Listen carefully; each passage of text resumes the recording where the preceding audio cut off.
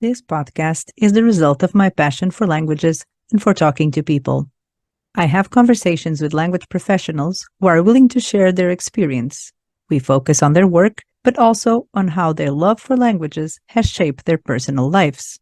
I started my career as a researcher in terminology, but I found my passion for working directly with clients when I lived in the United States and started working as a language consultant for global companies like Sony, Apple, and Google.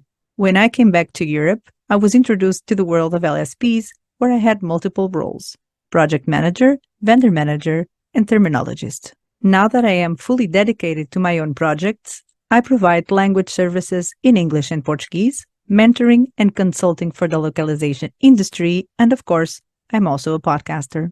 Find out more on LinkedIn or Instagram and get in touch if you'd like to explore how I can help you with your projects. I am Rita Prazeres Gonçalves, the language worker. Hi, everybody. This is insane. I cannot believe this is happening. This is podcast royalty, Our Lady of Podcasting in my... This is in English, Ana Xavier, right? Because it's like in Portuguese, it sounds a little bit different. She's Portuguese, I'm Portuguese, but we're going to speak in English because I guess most of our audiences will be English speakers because Ana is actually in Texas. So this is the first time that I'm recording with someone who is in the States. The other time that I had an American person, she wasn't in the States. She was in the UK, but now you're not American, but you are in the States. You are my first States connection, right? Yes, Which a is lot of super first times exciting. on this episode. I know, right? So that's the idea, to always have something brand new. So, like I said, she's a podcast expert, and I'm serious. But I will allow Anna to tell you what this means in a short sentence, because we're going to start from back in the day while you were still in this side of the pond. But Oh my let's gosh. just hear what I mean when I say a podcast expert. Yeah, so I help small entrepreneurs and professionals kind of use their podcast to improve their business and connect to their audience deeper. So basically, how you can use that almost as a social media tool, but better. It is better. That's what It we is. think. So let's Yes. get started with Anna in Portugal. Did you even study here, or what happened? When did you leave? Because I mean, you've been gone for a long time, as far as I know, right? And not Yeah. directly to the States. So you went somewhere first, at least another country, right? So what happened? Yes. So my podcast journey, back in the day, it started in 2008 when I was studying journalism and communications in University of Porto, and we actually didn't have a radio studio or radio system in the building because, like in Europe, you have an old building and you're probably sharing it with other people, other kind of faculties, and so we couldn't really have a PA system. And so we had a podcast studio. So we learned all the skills of putting together, a mini kind of like documentary or pieces or whatever. Like these were shows, right? And so we had an online newspaper, and air quotes. So It's online 2008, I newspaper. mean. Yeah, exactly. Like the online things were very popular back Yeah. then. The online radios, the online newspapers. And so basically we would like do what, you would get trained to do as a journalist, but you were doing it for the faculty newspaper. And so it was really funny because we were like, learning how to interview and getting down to the bit of the story. And when people tell me today, podcasting is so difficult, there's so many moving pieces, I'm like, oh, honey, you have no idea. Yeah. Have you heard of RSS? Yeah, you probably don't hear as much because you have a whole system built into it that you just like, I just have an RSS feed. That's all I know.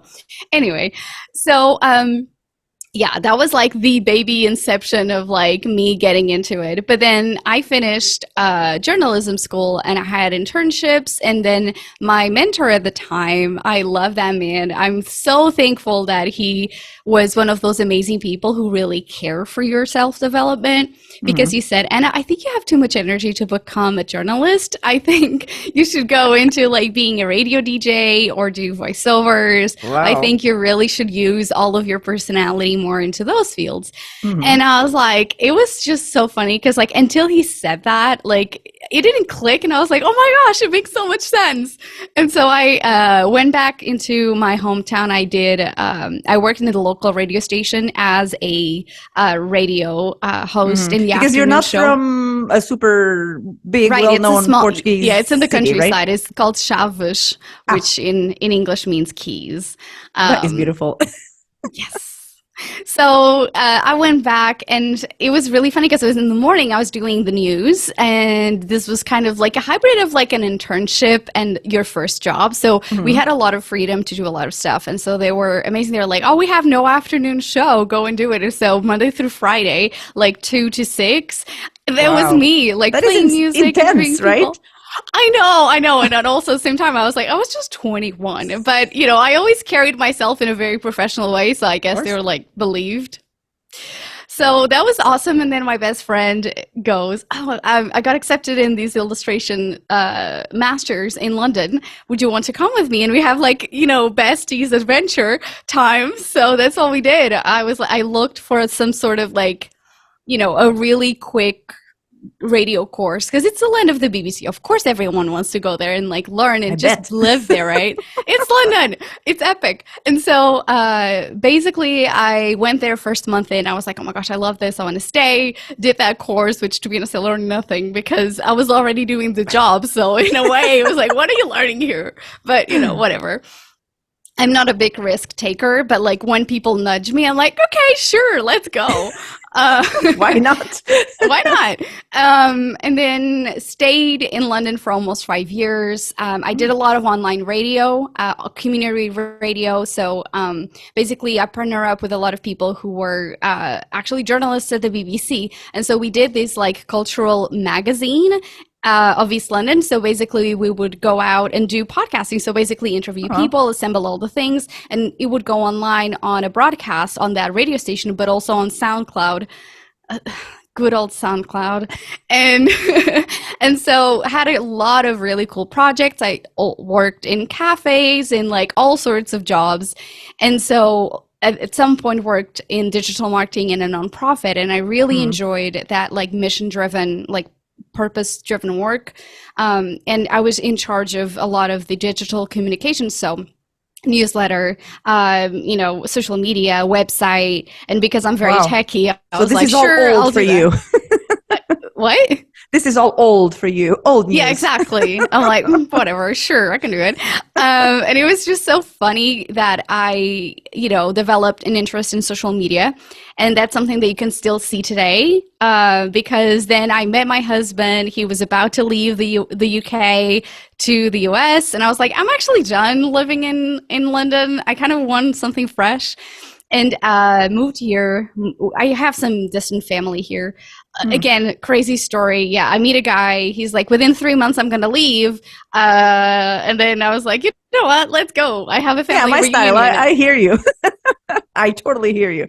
Yeah, so I was like, I'd rather, and I think this is a lesson for everyone listening, really. Like, you can't regret as much what you've done than the things you haven't done, right? Like when you look back and you're like, oh, I didn't do this, this, and this. And there's often you hear people say, oh, in their deathbed, people like really talk about their regrets. And so, you know, hey, worst case scenario, you've lived, you have a story to tell. That's why I started a podcast finally after thinking about it since 2014. It was like, before I die, and I'll cry about it. Yes, and I always say that a podcast is your legacy, really. So, I mean, what a better way to leave the world and to have like this legacy of content. So going back into my crazy life, quickly wrapping this up. There you go, to the States. Yeah, I moved to the States, and it was the whole cultural shock. I am a very like, you know, I'm an extrovert, but So you didn't feel the cultural shock when you went to London as such, right? I don't think so, because it was in my early 20s, so you kind of adapt more easily. And then when I moved now here, that you're much older. Yeah, so much older. I moved to the US in my late 20s, which I felt like there was a difference. And there was a lot of adapting to, especially because I moved to Dallas, and Dallas is very family oriented. The city's really big, so you drive everywhere. I hate driving. I was just telling Rita before we started recording how much I hate driving. I'm the And opposite. gosh, I hate it. And so I'm like, I take public transport as much as I can. And we lived in a very walkable place. And people were like, oh my gosh, you're getting the bus? And I'm like, these are cleaner than the ones in London. Trust me. And there's barely anyone. It's amazing. But I know how people in general feel about buses in the States. Yeah, right. Like it's definitely, they're like, wait. It's their last option, basically, I guess. Yes, exactly. At least in LA, for sure. Oh yeah. Same. I mean, in Chicago and stuff, they're kind of more like New York, Chicago is a bit different. Yeah, they're more urban cities, more like the style that we have in Europe, I believe. More dense, right? Mm-hmm. Yeah, but here people don't take it. But yeah, I felt like it was a big cultural shock moving here because it was like all about the family values and just like in London, it's just nobody really cares, and in here like the very conservative in a lot of ways. Even though Dallas is a very, very diverse metropolis, like it still is one of those places that you're like, oh wow, like there's so much change. And I couldn't work right away. I had to apply for work authorizations and everything. So it made my like entry in the marketplace a bit like later. I mean, it was still within the year, but still you're kind of like, for someone who's like, I want to do things. So I volunteered and I was like, this is great.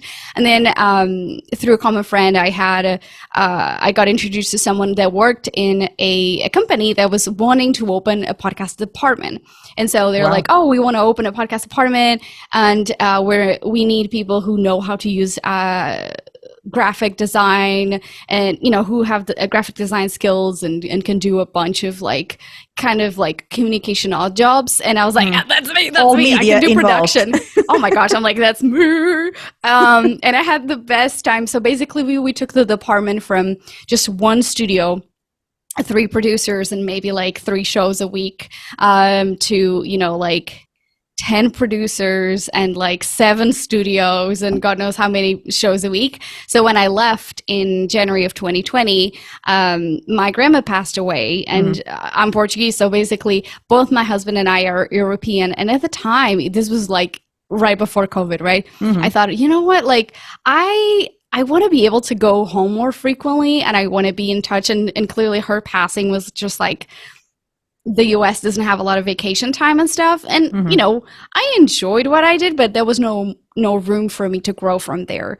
And so I was like, again, kind of like, all right, let's quit my job and like really know what do I want to do next. I wasn't sure. Right. And I launched the podcast space in January of 2020. And I was like, I want to go back down to the roots of do meaningful work and purposeful work. So basically, I wanted to support small business owners who are impact driven.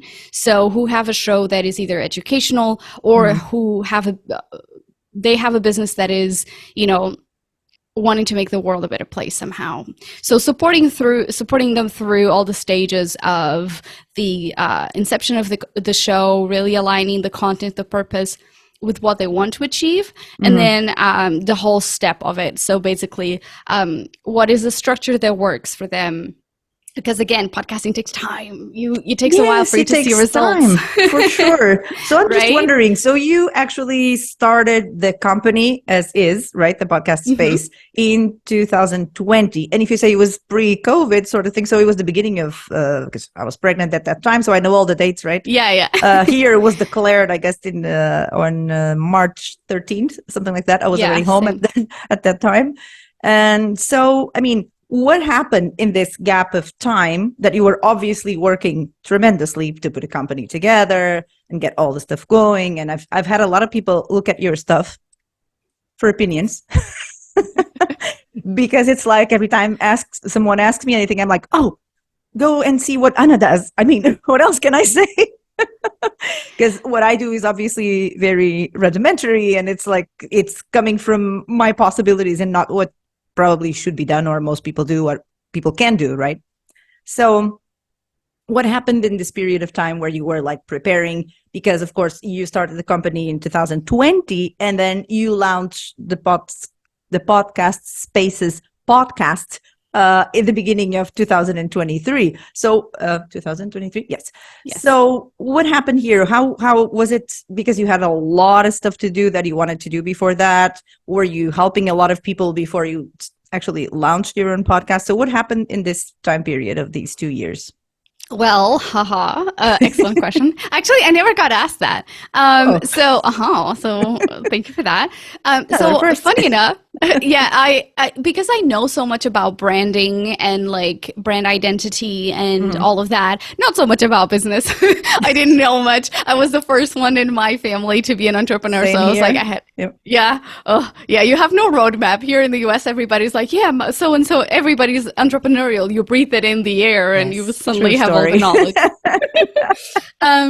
So navigating that has been definitely like a learning curve. I launched it as a podcast production agency in the beginning. So basically like actually editing and helping with the strategy and the marketing side, but like really helping them through every single step. So basically the client only recorded. And so it took me less than a month to actually do all the paperwork and launch the podcast space publicly. So that was like, I was like, go.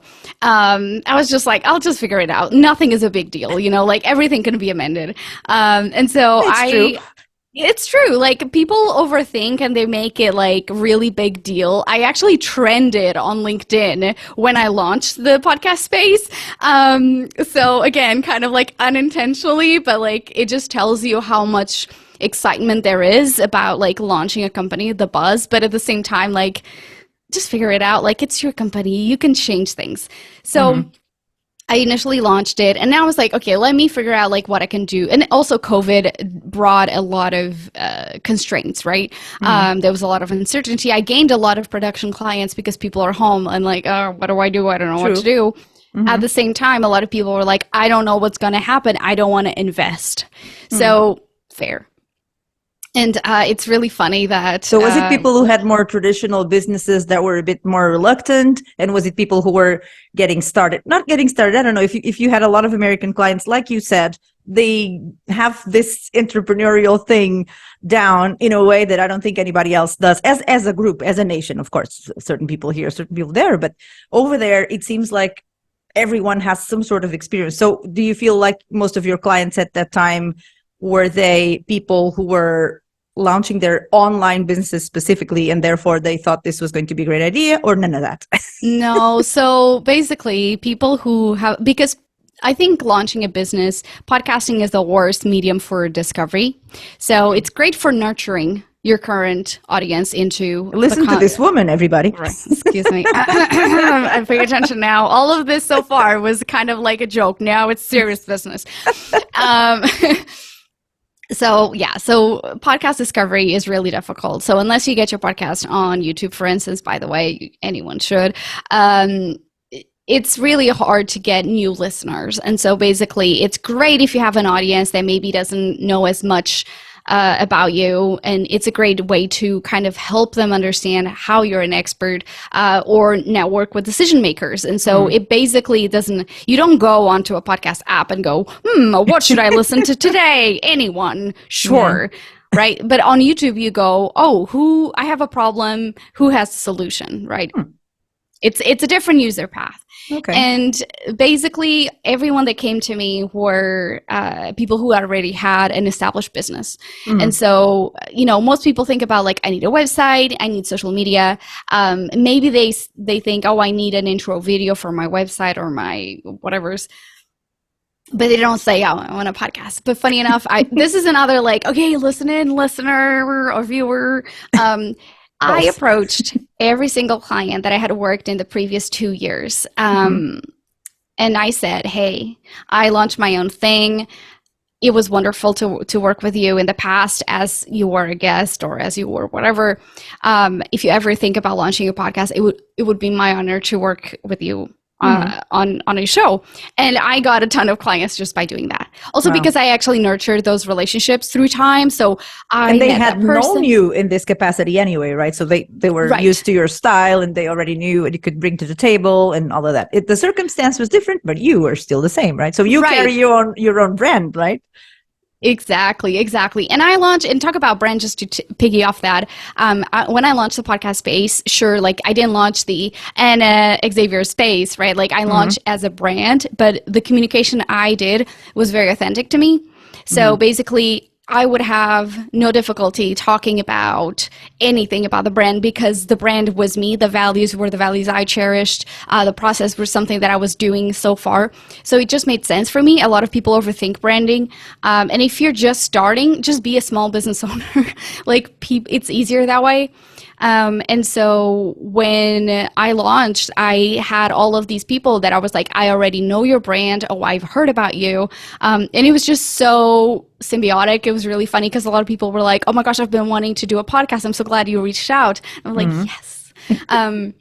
It sounds scary, but it's just the first 5 emails that are scary. Everything else is like, hey, and especially like, I feel like, you know, what is easy for me and I think is easier for everybody is when you're actually putting the focus on the person. Say, hey, so-and-so, I was so delighted to work with you on a specific project. If you ever wanted to approach this thing that I'm an expert on, I would love to be there to support you. Like, that is such a wonderful way to reach out to someone, to be specific, to be heartfelt. And then, you know, like, it's not a quote unquote cold emailing anymore or cold outreach, and it just makes it easier, less awkward for you and less awkward for the person, because we all hate receiving those emails that are like blank statement that you're like, well, I don't like it, right? So that's what I did. And yeah, so many people who had already established business were like, actually, I have my social media, maybe I have blogs, but I want to take it the next step and really bring in the personality, bring in my expertise.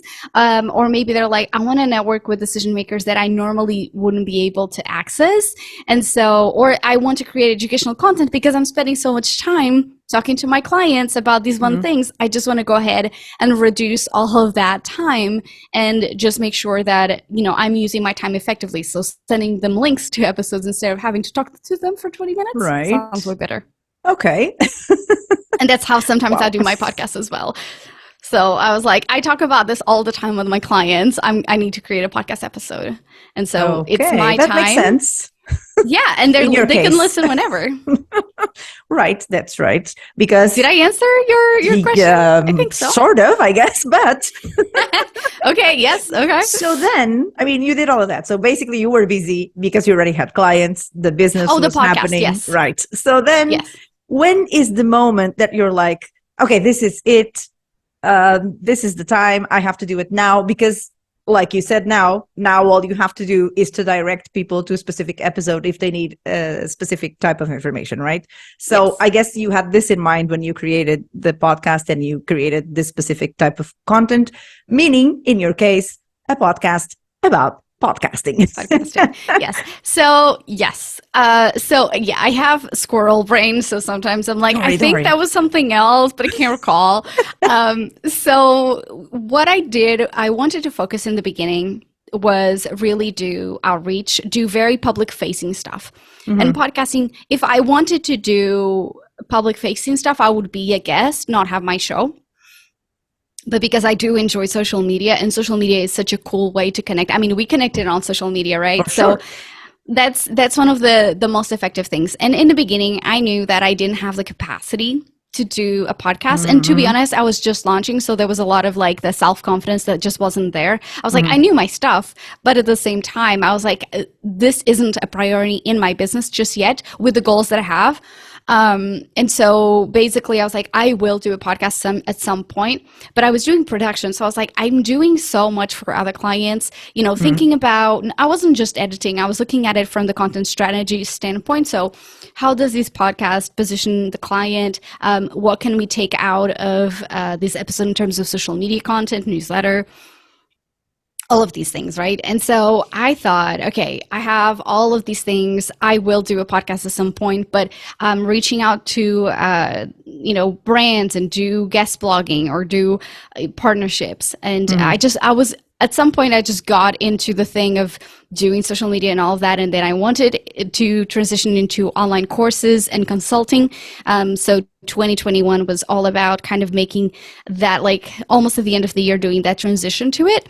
And then in 2022 was really about pushing the the like online and just consulting and kind of like baby steps, because it's so interesting, because everyone wants to, as soon as possible, pass production to someone else. But when it's content strategy, when it's consulting, it's completely different. And I don't work with big companies that have big budgets, so it's completely different, the approach that I have to take. So at the end of 2022, I was like, okay, I definitely want to do more speaking. Last year was really about like, okay, pushing myself to do more on quote unquote on-site engagements and stuff like that. So I was like, okay, we got to do more of like these public speaking. And I did work with Ecamm and a few other podcast companies on their, like, they put up some events, and I was like, okay, I like this. And then that's when I started thinking, okay, I definitely need to launch my own podcast, because it just made sense. At some point I was like, okay, social media isn't enough for me. And what I mean by that is just like, I don't like writing as much. And so I thought, well, I already have a newsletter. I hear you. I don't like writing as much. I do have a newsletter. And it just felt like, even though I'm really good at looking at strategically at content, even for myself, and think, okay, what are my content pillars? What do I need to talk about? Like, I was just getting a little bored of that. And when you're a neurodivergent, like, that happens very frequently, where you're like, attention span, you're like, I'm bored of this. But again, you need resources. And I was like, okay, I normally always talk about, a lot of my educational piece of the podcast space, which is a huge part of the company. I help people through, like paid work, but also like if they are just starting in their podcast journey, I want them to be able to have the tools. That's why so much of my communication is very, very practical. And so, because I feel like everyone has a good idea, but just because they don't have, they're not a journalist, or they don't have like an editor. It's a matter of how am I going to get this going somehow, right? Exactly. The ins and outs, the beginning of everything. Exactly. And so I thought, well, social media is not cutting it. I want to talk more in length. And so I wanted to also elevate my online authority. And that's what I normally tell clients. You want to be known as an authority, even though I went to conferences and I was getting recognized at conferences, and I was like, oh my God, I'm just a regular person. But people were coming to me like, oh my God, you're an Xavier. And why? Because they were seeing my videos and on social media, and they were like, oh, I know who you are. But I was like, I really want to take that like a Dallas celebrity all of a sudden. Yeah. Yeah, definitely not that. I was like, oh my God. So that was, funny. But it really cemented that idea that I was like, I really need to do this. And again, if you're like someone who is really confident and kind of like, I feel like it really depends on the kind of personality you have. And I was doing all of this for clients. So I felt, I know the work it's going to take. I'm not going into it not knowing how much it's going to take. So I was like, okay, I'm now feeling like I have the capacity. I'm not doing editing anymore for clients. I'm just doing content strategy. So it's freeing up my creative capacity to do all of it. And so also there was two things. So the reason why I started my podcast is because I actually wanted to have control over every step of the process, to be able to talk and do case studies of things that worked and didn't. Because when I was doing work for clients, there was always parts of it that I wasn't scheduling stuff in social media, or I wasn't talking to the client's potential sponsor. And so there were a lot of parts of the process that I wanted to be able to talk about that I couldn't. So it's actually, I set my podcast to be almost your case study, your universal case study. Exactly. And I'm like, if I want to test things with minimal impact, I know what I'm doing. So that was really interesting, something that I definitely wanted to do. And then I wanted to be able to have conversations. I booked 3 of my top 10 dream guests this year. So that was awesome. Yes. I was super proud. I was like, oh yes, like, again, that gave me a framework. Like, do you want to invite your dream guests? This is what you do. Like, I look at everything as content, and just looking at it from the perspective of these podcasts is a lot more than just content. And this is what I tell people all the time. You have to maximize this content that you're creating every single week, because otherwise you're just creating work for yourself. So, why do you want to do this? Every single time a client is like, I'm spending so much time on my podcast isn't growing. And I'm like, what are the activities you're always focusing on? And there's like high impact and low impact activities. Most people focus on the low impact, which are just creating the content, spending hours editing, but never promoting the podcast properly, or never like really covering the topics that they probably should. I mean, like the first question I ask clients is like, have you done your main Q&As, like the things that people come to you time and time again? People are like, no. And I'm like, why were you doing a day in the life kind of episode if you have all of these other things that could be doing search engine, that could get people that are like looking on Google on your website, right? So and it's easy to do. And I'm like always telling people. So I show, and one of the comments that I get all the time is like, I'm inspired to do things because you're doing the talk and walking the talk, The walk. or whatever. yeah, exactly. Talk like the talk, I'm, walk I'm the walk, saying, yeah. I'm telling people what to do, but I'm also doing it on my show, and that like really helps people see effectively how they could look. So you were already super comfortable in studios and everything like that, right? One day I'll probably do an episode. Oh, now they're inspiring me. Instead of being about the Q&A, I will do a day in the life of. Because I guess my podcast is a little bit different, because it's usually the emphasis is on the focus is on the guest and their history and all of that, right? And how they became a professional in the area, blah, blah, blah. So I could do that. But knowing what I did in order to create my so-called studio that I'm not using at the moment, as you can see, it's a long story, right? But it's there. But how was it with the technical? I mean, not going into details, but how did you feel? Was it the super quick thing for you to do? Was it complicated? Did you have help with that?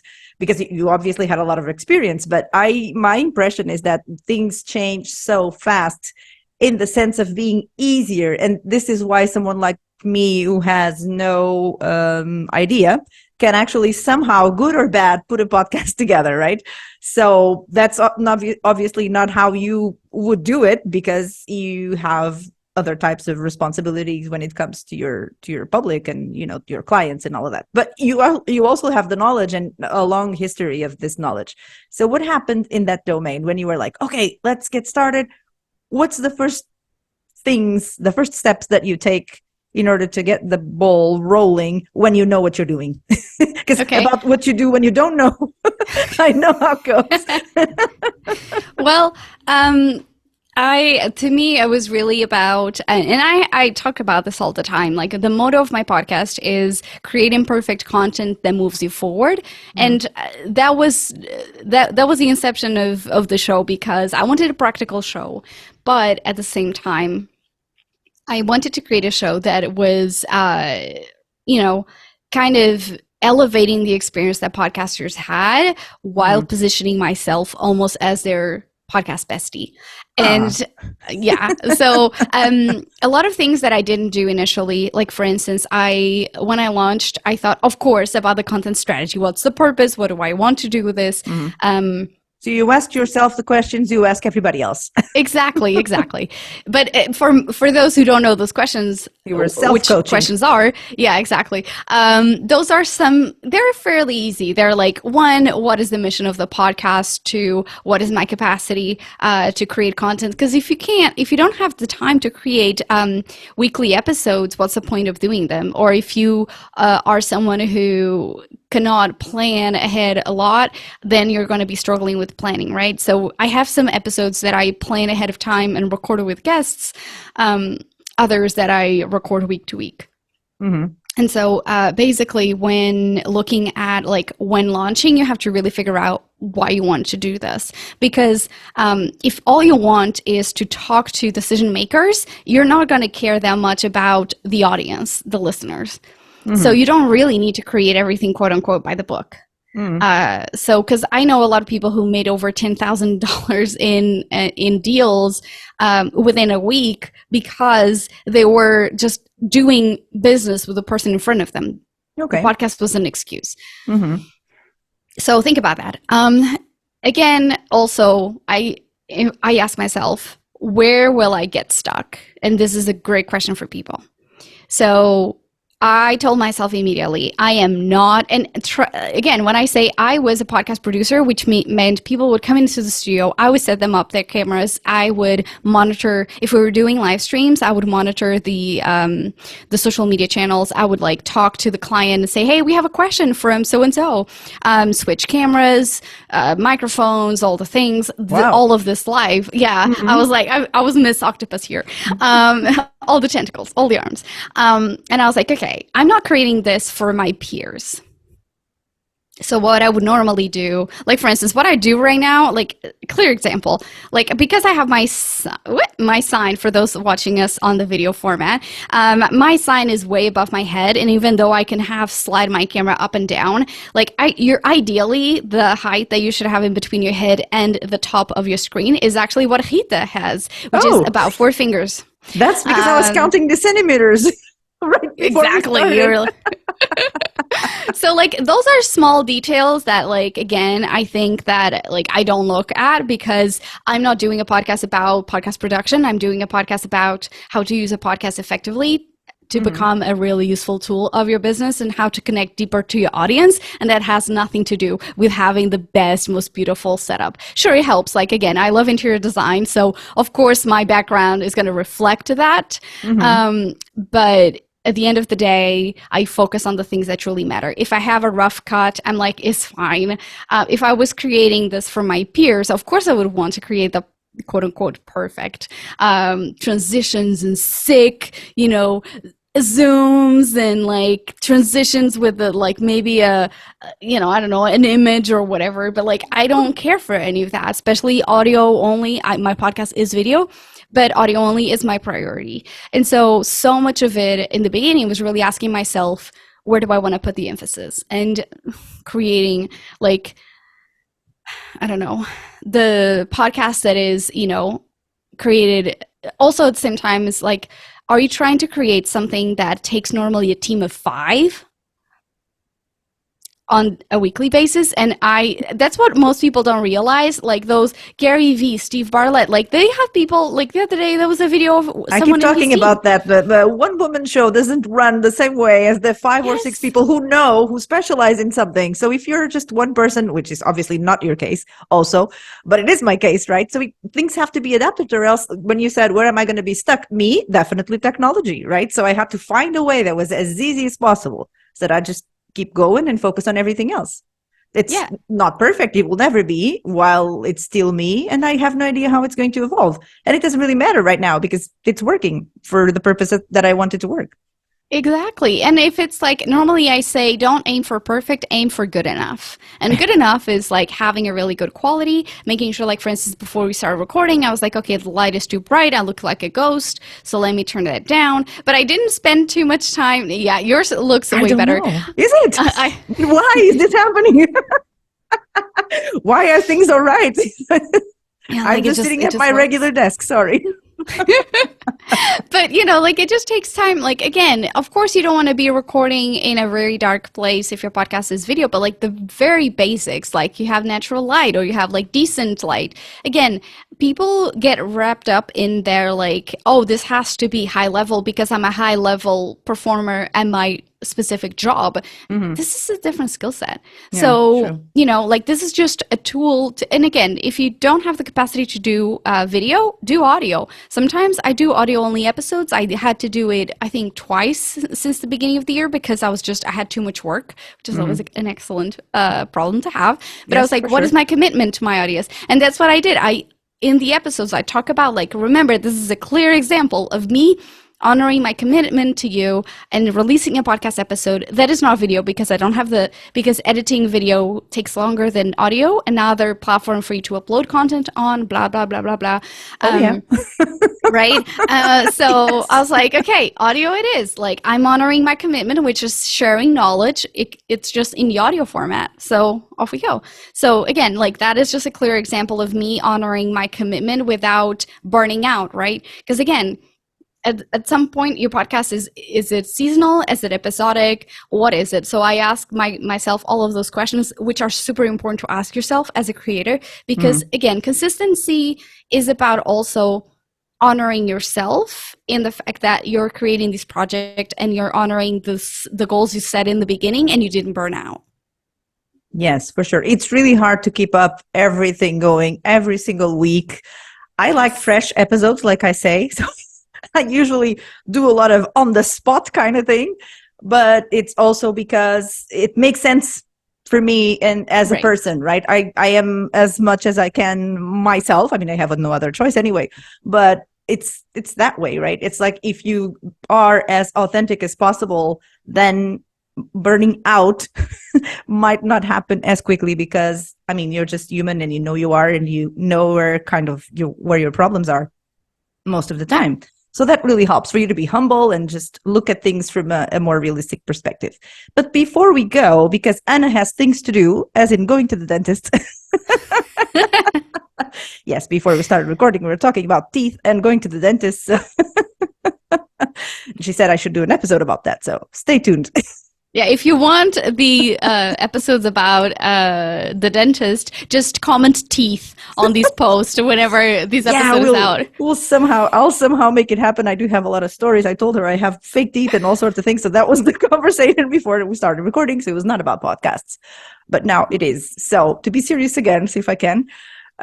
So people will come to you for all sorts of reasons, but you said before, and it's true because I've seen it, you are very worried about education, right? So I guess the way that I see your company, I mean, from my perspective, in my limited perspective, obviously, it's actually to look at your stuff exactly for that, right? For help somehow, or for tips, or for, that kind of help. So what is it there available to people who need to learn from you? So I guess you have things that are already pre-prepared and other things that you offer in a live version, right? So before we go, let's talk about that. Sure.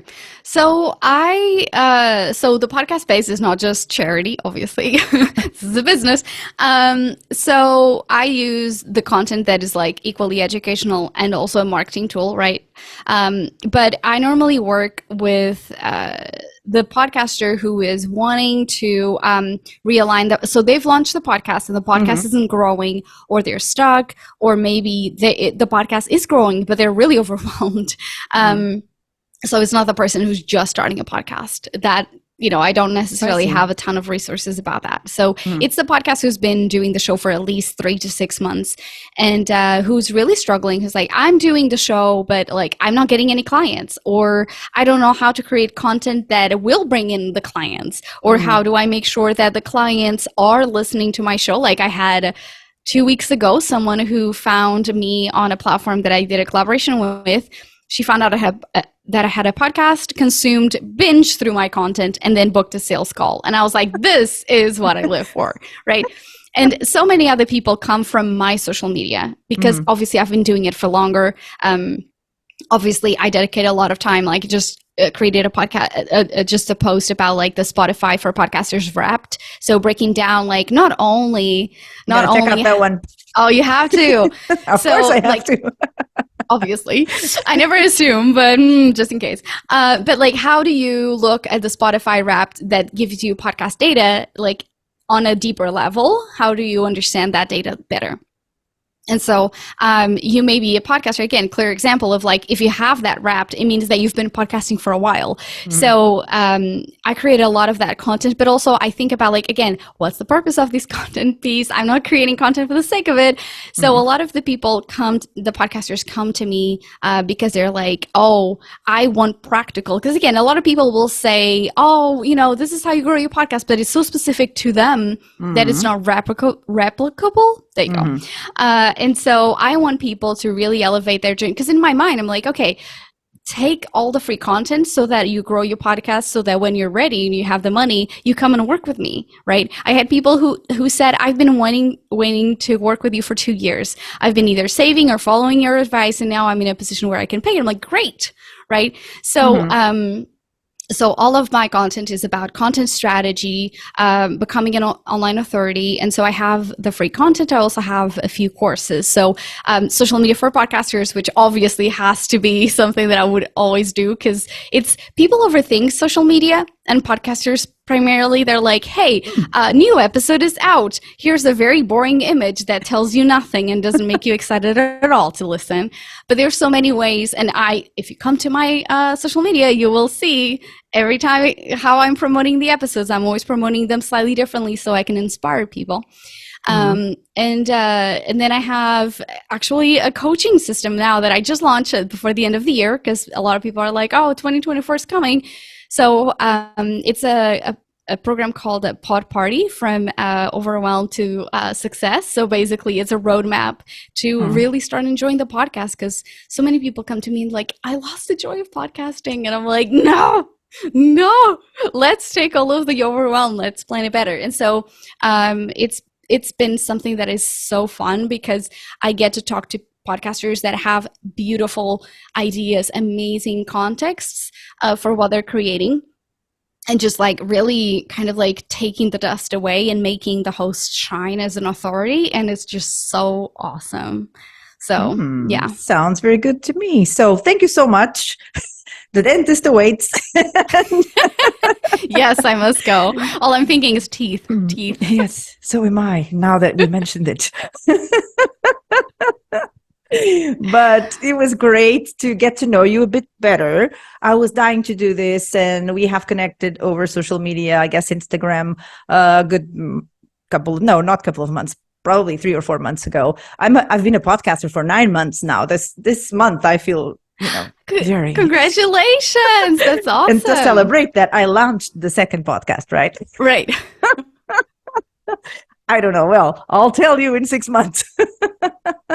But thank you so much, Anna. I really wanted to talk to you. I really feel like, the listeners and the viewers and everybody will really enjoy this episode, getting to know you and following some of your tips. And definitely, if you want more of Anna Xavier, just she's all over social media. I guess Instagram is very good. There's very good stuff that you can find about Anna. And so I thank you very much, and I'll see you very soon. Thank you for having me. I'll be at the podcast space waiting for those listeners to come through. Yes, for sure. Beijinhos. Beijinhos. Beijinhos.